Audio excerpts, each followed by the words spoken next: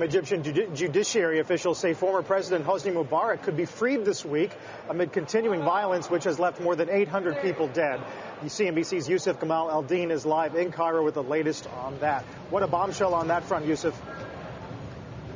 Well, you know, the roller coaster just keeps going, if you want to call it that. So the defense lawyer of former President Hosni Mubarak saying that the release of his client may be imminent within 48 hours is what he's saying. That is Farid Edip.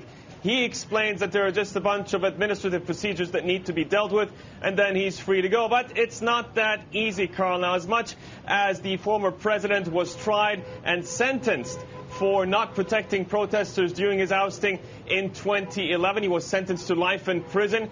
That is pending a retrial. So in this space between, we understand from judicial officials that he could be freed. But it's, you know, given what's happening on the ground here in Egypt, we spoke about the violence earlier in the Sinai that killed at least 25 security officers, and the violence yesterday that killed at least 36 of the supporters of ousted President Mohamed Morsi. That would just inflame an existing political impasse that probably the military can really ill afford. So the experts I'm talking to don't think it's going to happen.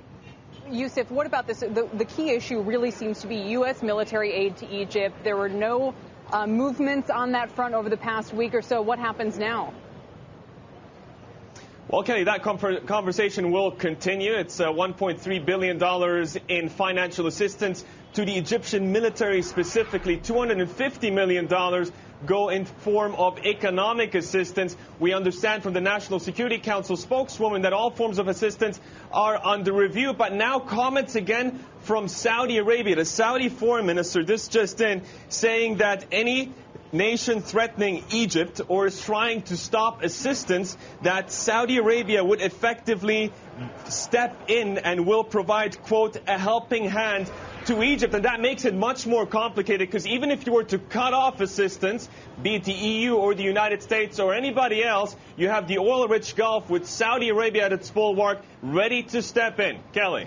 Yusuf, at the same time, though, that would seem to give the U.S. some flexibility if there was a sense that the aid pulled back in order to make a point would then be supported by perhaps Saudi Arabia coming in with its own. But look, I know we have to let you go. We'll have plenty more from Yusuf as we continue to follow the latest in Cairo. Yusuf, thanks.